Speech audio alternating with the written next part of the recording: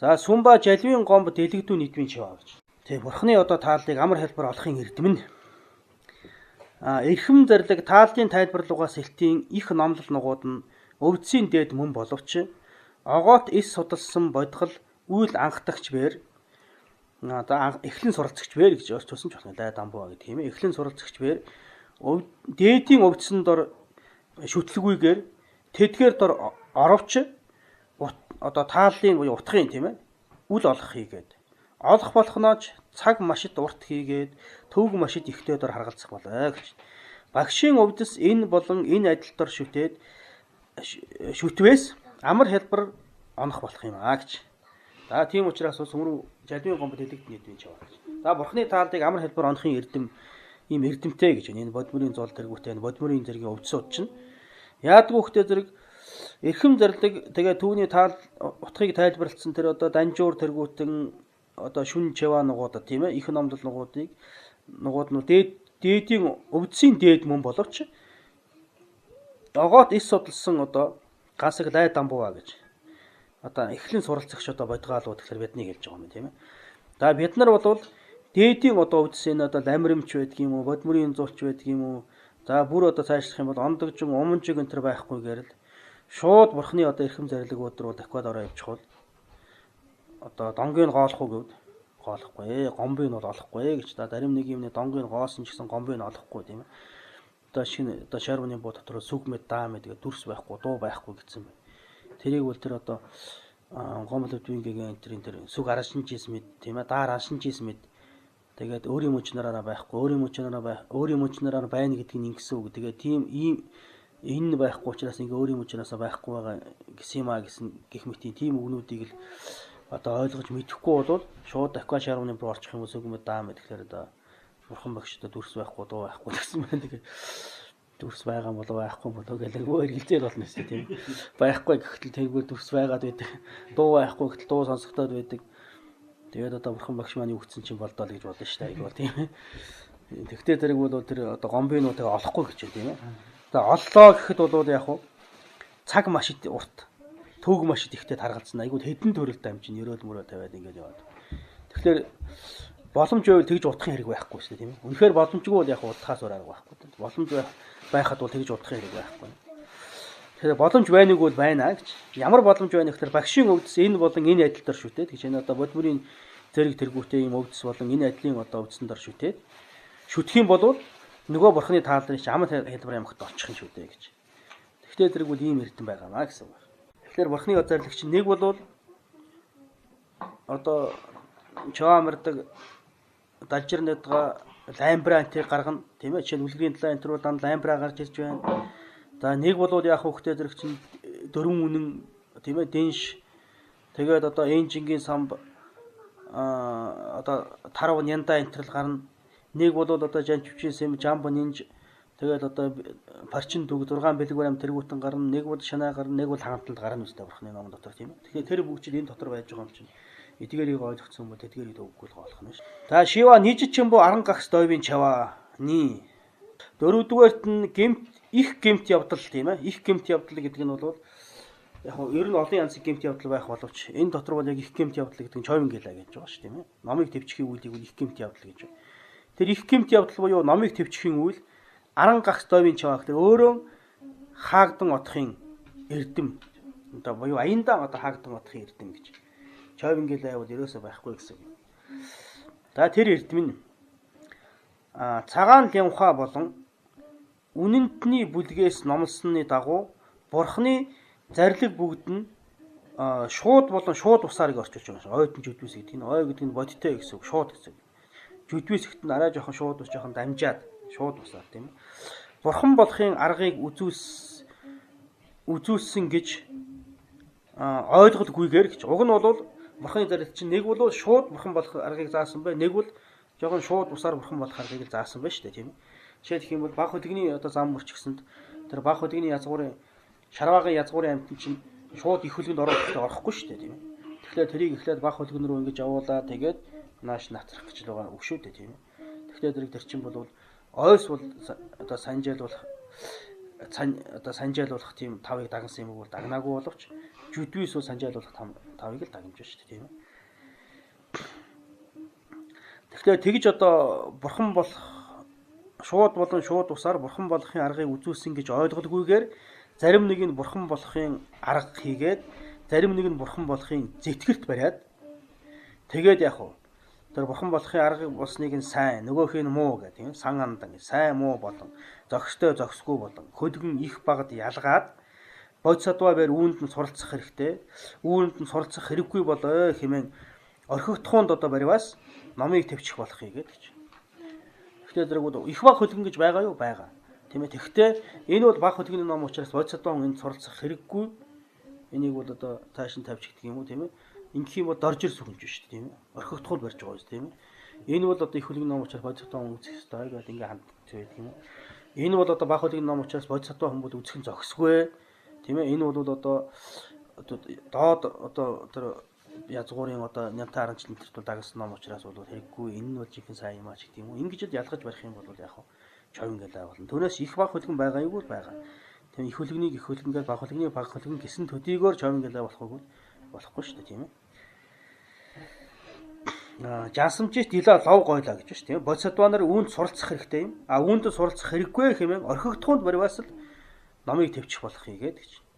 За номыг төвчихийн үүлийн түүтгэр нь мэдхэд бэрхтээ нарийнхан гэж намбар 5-га тамжид үеийн дооноос арилгасан. За чойванны гэж. За номыг төвчих нь гим эрүү машид ихтэй гэдэг нь Самаадын хаанаас алимбэр замбуу төв үүн дор сувраг бүгдийг эвдэж үлдснээс алимбэр судар аймгийг төвчиж үлдсэн хилэнц тэр нь ихэд ялгамжаатай илүү гэж. Алимбэр гангын элсний тоотой архтуудыг алах болсноос алимбэр судар аймгийг төвчиж үлдсэн хилэнц энэ нь бол ихэд ялгамжаатай илүү хэмээн зарлигсан гэж. Тэгэхээр мундаг юм байна шүү дээ, тийм ээ. Замбуу төв дээр байж байгаа бүх суврагыг одоо эвдэнэ гэвэл эвдэх чинь бол асар их нүглэлт тураан юм шүү дээ, тийм ээ. Гэтэл бол номыг төвчихийн үйл бол тэрнээс илүү хилэнцтэй л гэж. Алимбэр ганг мөрний эсний тоо гэж тоомшгүй юм болдог шүү, тийм ээ. Тэрний тоотой тэнцүү даажинбаа нарыг одоо ална гэдэг чинь бол аюултай нэг үйл үстэй, тийм ээ. Нэг даажинбааг алхтал цамидлаа хураана үстэй, тийм ээ. Тэгэхээр хичнээн цамидлаа болно шүү. Гэтэл тэрнээс илүү судраа аймгийг төвчих юм бол тэрнээс илүү нүгэл хэлэн сураана л гэсэн. За жир чойвон журвалаа гэж. Ер нь номыг төвчих гарах дор үүд олонтой үзэгдэх нэж үрд үзүүлсэн үүд энэ нь ихэнхэд тийм ээ ихэнхтэн одоо энэ үүдл гэсэн үг юм. Энэ үүд энэ нь бол ихэнхтэн үзэгдэж байгаа учраас шамдангуугаар төвчж үлдээрэй гэж. Ер нь бол номыг төвчихийн үүд бол олон байдаг. Гэхдээ бол саяын одоо хэлсэн тэр номыг төвчихэл ихэнхтэн гарчих гээд байна шүү дээ. Тийм ээ ихэнхтэн иймэрхүү маягаар номыг төвчих гээд байна шүү дээ. Тийм учраас бол шамдангуугаар бол төвчж үлдээрэй. Битгий ингэж одоо номыг төвчээрэй гэсэн. Түүнээс дээгүүр нь одоо алхаж гიშгэх барцаанд оруулах энэ номыг төвчихийн үйл зөндөө бий юмстай, тийм ээ. Дэян ард дамбаан дараг. За тэр нь ч үрд одоо үзүүлсний дагуу магадлалыг олсон төдийгөөр буцах болох учраас гэмт явдал өөрөө хаагдан одох болоо гэж. Тэгэхээр зэрэг энэ одоо номыг төвчихийн үед гэдэг чинь үрд үзүүлсний дагуу магадлалыг олно гэхдээ зэрэг үнэхээр бурхны эрхэм зорилго бүгд л үүдсэн юм байна. Тийм ээ. Бурхны одоо номлосон одоо ном бүгд хоорондоо хашлахгүй юм байна. Бүгд одоо миний одоо бурхан болох зам мөрийг үзүүлсэн өвдсөн үе юм байна. Тэгээд ойлгочихтой зэрэг алийг төвчихгүй болно өстэй, тийм ээ. Бүгдээрэнд нь бол одоо номыг төвчихийн тийм одоо буруу гэмтүүд бол аяндаа одоо хаагдсан болно гэж. Эва дини гэж магадлал тэр нь бол дембавун одоо үнэнтний одоо бүлэг хийгээд дээдийн ном цагаан лямхаг олонтой одоо үзснээс бол залвар жаашин гэж мэдэж үлдэх хийгээд гэж залвар жааг нь хайна гэдэг мэднэ гэсэн үг юм. За эдгээрийг бол одоо дембавун дэв дамчаа бадам гарвуу энтрийг бол олонтой үзэж тэгж мэдэж үлдээрэй гэж. За номыг төвчихийн үүд бусад нугуудыг нь бол ламбар 5-га тамжид үеийн доороос мэдэж үлдээрэй гэсэн. Бусад одоо чон өөр одоо номыг төвчих бас нэг өөр одоо юунууд төрлүүд байна шүү дээ, тийм ээ. Тэр бусад төрлийн бол ламбар 5-га тамжид үеийн доороос мэдчихээрэй гэсэн. Сумбала сум, нямбийн цул, шадвийн цул, жүгт түмэндөө жавийн цулөө гэж. 3 дугаарт 3 сонсохын ёс, номлохын ёс, төгсгөлд нь нийтдээ үйлдэх ёс болоо гэж. Эхлээд сонсохдоо яаж сонсох юм тийм ээ? Номлох хүн яаж номлох юм тийм ээ? Төгсгөлд нь сонссон номлосон хоёр хоёулаа нийлээд төгсгөлд нь юу одоо үлдэх ёстой юм бэ гэсэн ийм 3 хэсэг гарнаа гэж. Хоёр эрдэм луга төгөлдөр номон дор сонсох номлохыг хэрхэн үлдэх гэсэн хэсэг шүү дээ тийм ээ. За дамбуулаа сүм гэж анхных дор нь 3. Номыг сонсохын тус эрдмийг санах. Ном болон номыг өгүүлэгчид хүндлэлийг үлдэх. Сонсохын ёс бодиттой гэж яг бодиттойгоор сонсох ёс гэсэн ийм 3 хэсэгт багтана гэж. За анхных нь сонсохын цомирлог гэдэг номноос тойвын цом гэж сонсохын цомирлог гэдэг номноос сонссноор ном нугуудыг мэдэх болно. Сонссноор хилэнцээс буцаж үлдэнэ.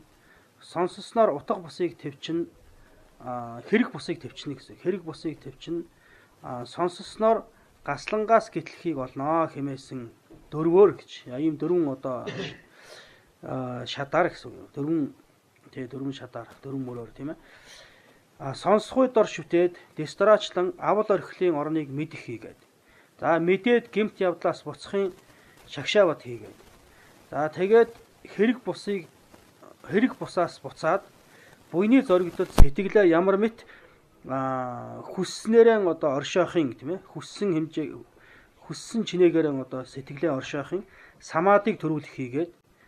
За динэ ихлээр тэгээд би үгүй тэр ямагтыг онсон бэлгүүний суртгаалаар орчлонгийн хүлээсийн ёзоорыг таслаад тийм гэтлэхийг олно гэж зарилгэлсэн болоо гэж. За тэгэхээр энэ тойвис чойном шивэржэр тойвис диглээ догуржид тойвис дом аян ба бон тойвис нян дайва тов гэдэг энэ нэгшүүлэг номыг бол энэ дээр тайлбарлан 3 суртгаалтай бол жарлсан байна тийм.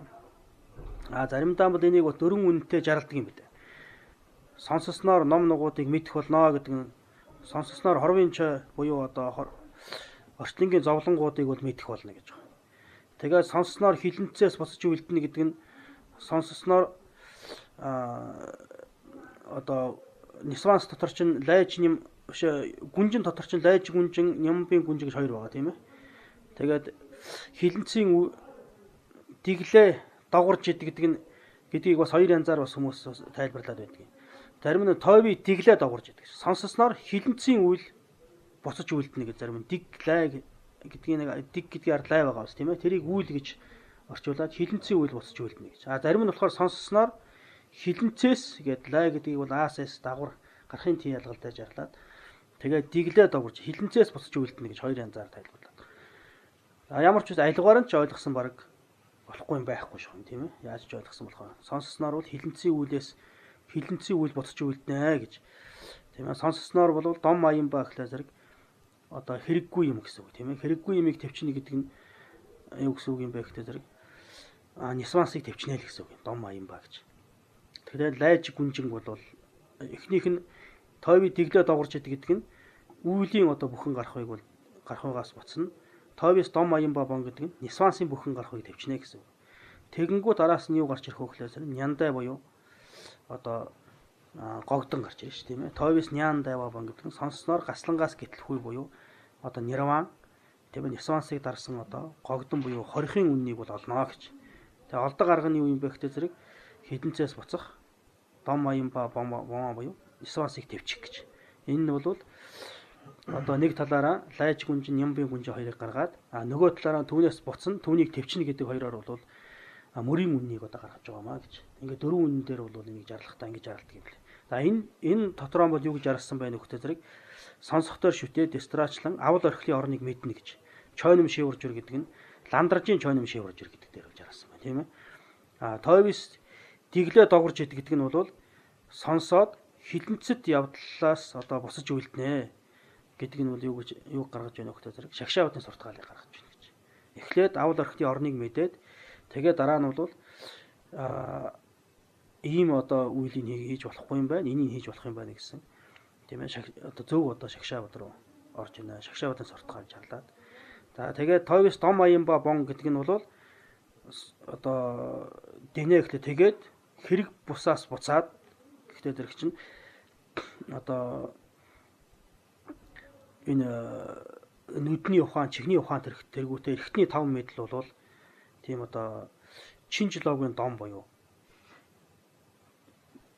тийм одоо шунлын одоо орон шунал нисманс тэргүүтнийг одоо төрүүлэх ийм одоо гэмт орноос бол буцаад тэгээд зөвхөн яах вэ? Хилэнцгийг одоо төрүүлэх тийм одоо юлээс бол буцаад тэгээд буйны зоригдлоо сэтгэлээ ямар мэт хүсснээрээ одоо байлгаж чаддаг тийм самади төрөх юм аа гэж. Самади гэдэг бол ерөөсөө хүссэн хэмжээгээр буйныг хийж чадах тийм хэмжээнд л бидний сэтгэл очих юм бол самадиг олж байгаа нь хэрэгсэн шүү дээ, тийм ээ. За хойно бол Шанал агантын үед нь дэлгэрэнгүй гарах юм даа. За тэгээд дараагийн тэр одоо Нян Дайва тов гэдгийг бол юунд Шаравжил лаваа жаргасан байна, тийм ээ. Ингээд лаваа сум жаргас, Цөлтөмжил лаваа, Дингэнсэнжил лаваа, Шаравжил лаваа гуравт лаваа сум жаргасан байна. Тэгээд Дагмидвийн тэгээд ихтэй зэрэг чинь эхлээд Шагшаабатын суртгаал төрөө дараа нь Самадын суртгаалыг олцоод тэгээд Самадын суртгаал дээр нь тулгуурлаж аваад Дагмидвийн дэнд гэдэг нь бие үгийн одоо тэр ямагт буюу хоосон чанарыг онсон тийм бэлгүүний суртгаалаар Самадын бэлгүүний суртгаал хоёрыг нь хослуулж аваад тэгээд жинхэнэ орчлонгийн одоо хүлээсийг язоороор нь таслаад тэгээд нэн гэтлэхгүй буюу нирваныг одоо олох юм аа гэж ингэ зарлигдсан байна. Гэхдээ сонсон одоо нирванд хүрэн Самадыг суртгаалыг олно, Шагшаабатын суртгаалыг олно, тийм ээ, бэлгүүний суртгаалыг суралцсан гэдэг бол бүгд сонссны одоо ач юм аа. Тэгэхээр сонссны гэдэг үл ийм ачтай юм аа гэж.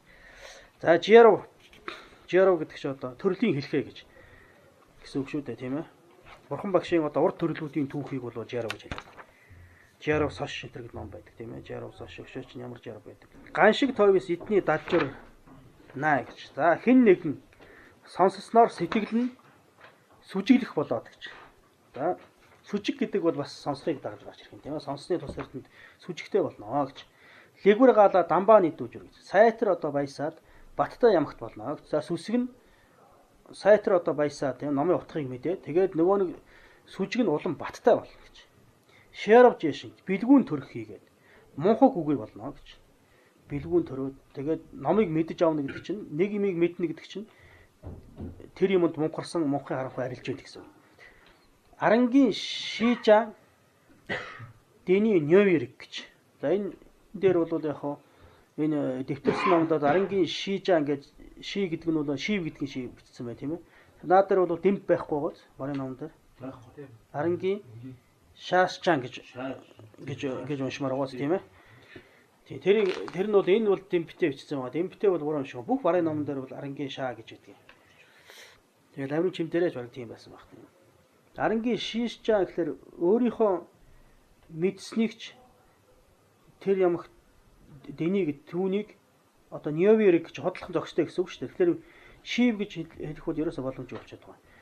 Арангийн шаасчаа гэхэлэр зэрэг өөрийнхөө хоёр янзаар орчуулдаг. Шаа гэдэг нь хувь, тийм ээ. Хүний одоо хувь тавилан гэж ярьдаг шүү дээ. Тийм хувь гэж.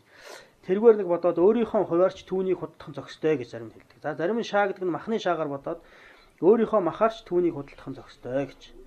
Тэгээ өөрийнхөө махаарч түүнийг худалдана гэдэг нь бол одоо дагдуу тэргүүтийн намтраар бол одоо харагддаг, тийм ээ.